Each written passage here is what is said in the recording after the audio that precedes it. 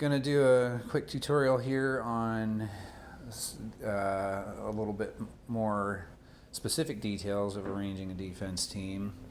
In my last one, just the basics were covered, so we'll revisit the good tank stats. You want somebody that's generally got high health and defense,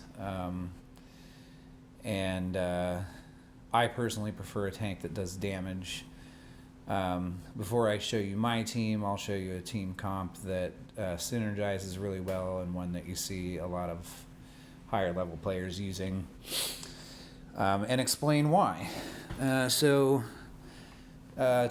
tank. If you look at Telluriya, even with no emblems, she's got high defense, high health. When you see her on a team and she's got 20 emblems, that increases quite a lot, because people build her talent grid by going down the shield path. She's also a paladin, which gives her an additional 25% defense if that procs. And once you get up here to this last node, that increase, that chance is much higher, as 30%.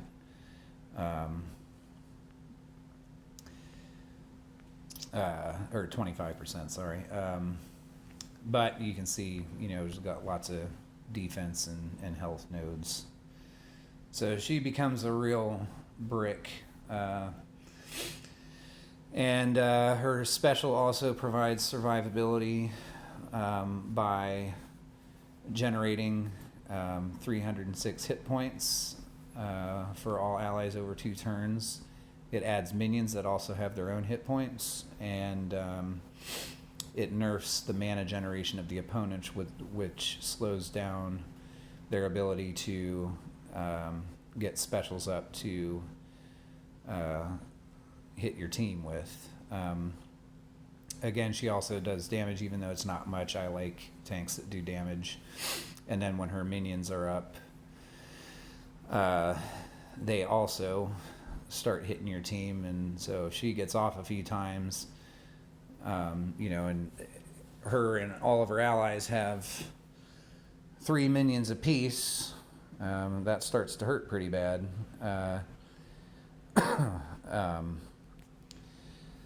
And her mana speed's average, so anybody that's played a board realizes that the hero in the center is the one that's going to get hit the most. No matter where you start flinging tiles on the board. So their special is most likely to aggro more than once before you can get specials off. So she's got great survivability and therefore makes for a great tank. So and in terms of flanks, there are a couple different strategies. Some people will put the opposite color, and by opposite color I mean in this case Telluriya is green, therefore weak against red. Since blue heroes are strong against red, you'll find one or maybe both flanks will be blue. In this case, you're most likely going to see a Vela flank, because the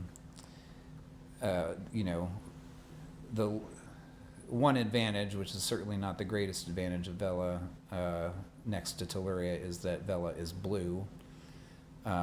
So when they're flinging red tiles at Telluriya, Vela's getting hit by tiles against which she is resistant.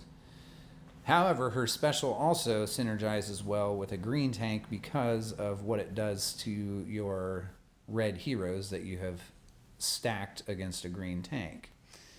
So stacking the same color hero increases the amount of damage that same color tile will do per hero. So if you have, and it's not a precise 3 times increase, but if you have 3 red heroes against Telluriya, you're doing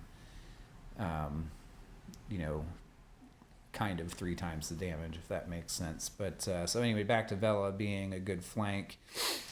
The fact that she's blue is helpful because she's strong against red, but she also will do extra damage against those fire heroes that you have stacked to beat Telluria, and she nerfs their attack by 34% for 4 turns. So, and so she will effectively nerf the damage you're doing to the tank, which is a great supporting role for a flank. Now, other people have Gravemaker. I do not, which is too bad. Vela can really go on the left or the right, depending on who your other flank is going to be. So, go down to my red heroes. So I could either put, one thing to keep in mind too is that, so in this case, people are likely going to be stacking red and green because these two are so far the biggest threat. So I don't have any down here. If I had Gravemaker, I would definitely put him in. But what I am going to do instead, is I'm going to put Vela on Telluria's right, because I am going to put Black Knight on the left.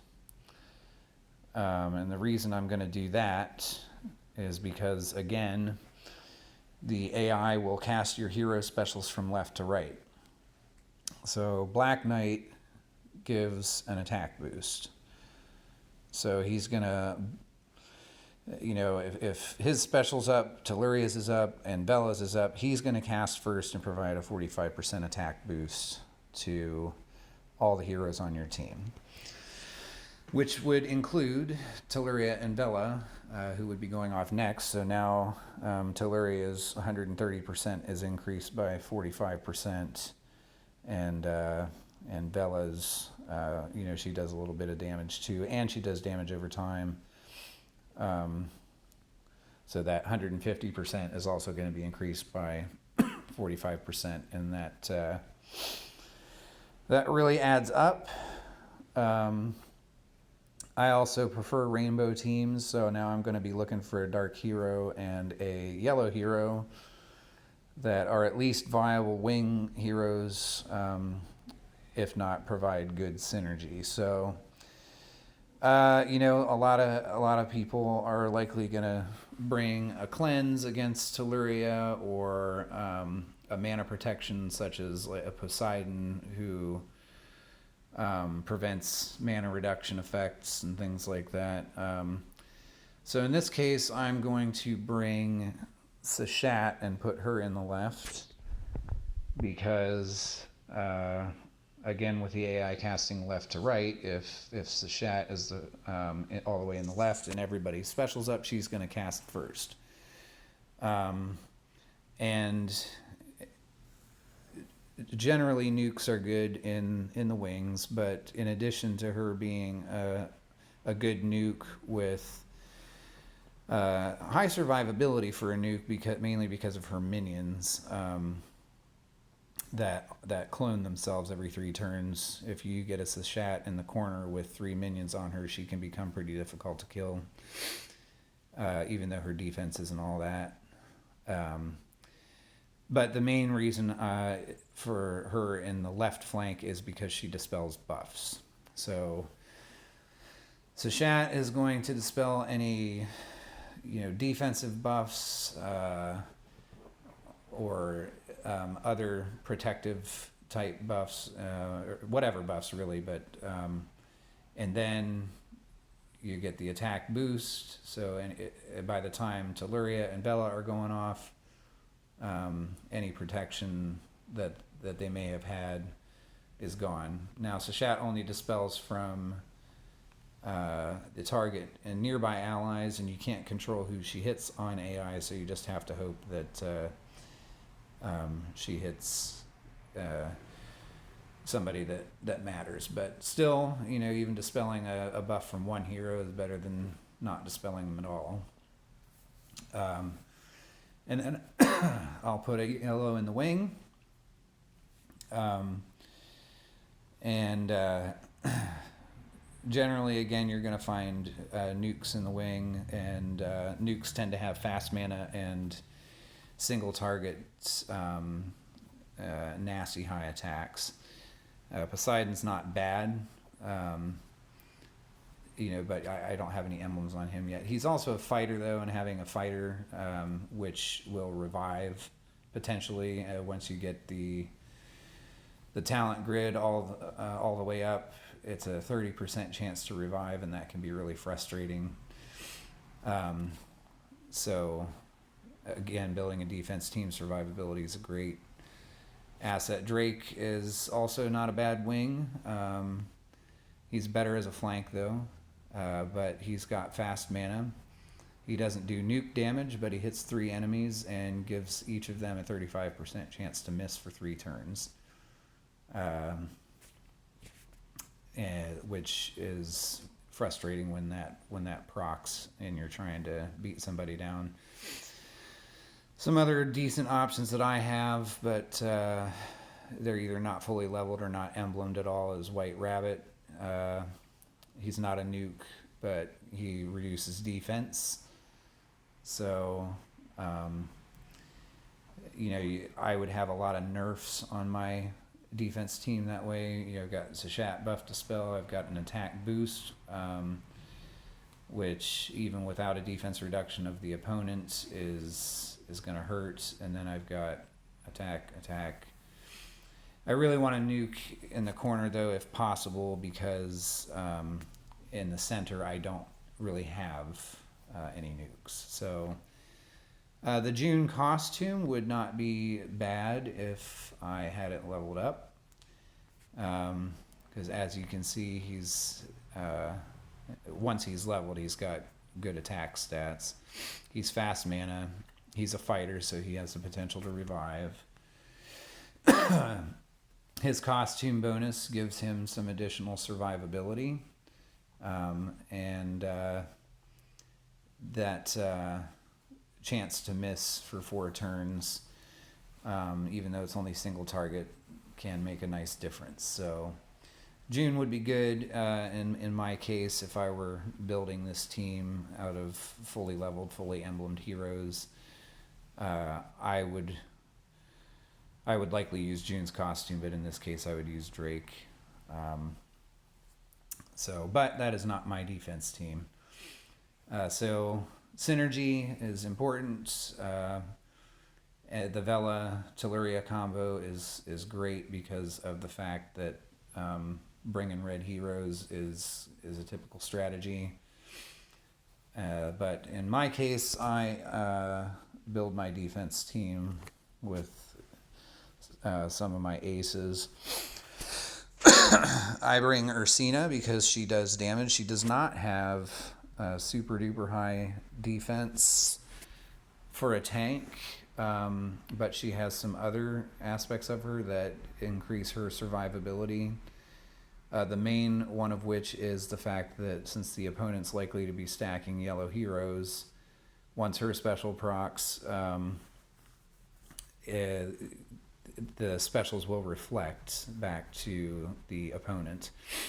Now, the opponent's not likely to be dumb enough to cast a yellow hero's special on Ursina or anybody when that special's up, but it will oftentimes delay their ability to cast that special, giving your team controlled by AI a few more turns to wear them down and perhaps eliminate those yellow heroes whose specials are up before they can even use them. So that's a great function of hers. She can slow mana because of her sorceress class. And if you have any other Atlantis heroes on the team, you get some additional bonuses, which in this case is defense, so that kind of helps boost her not so great defense stat. And she does damage, even though it's not much. As I mentioned earlier, I prefer tanks that do damage. So Ursina as my tank. I'm going to flank her on the left with Black Knight because the flanks are the second most likely heroes to charge up more quickly because of how the tile boards work, and he gives an attack boost,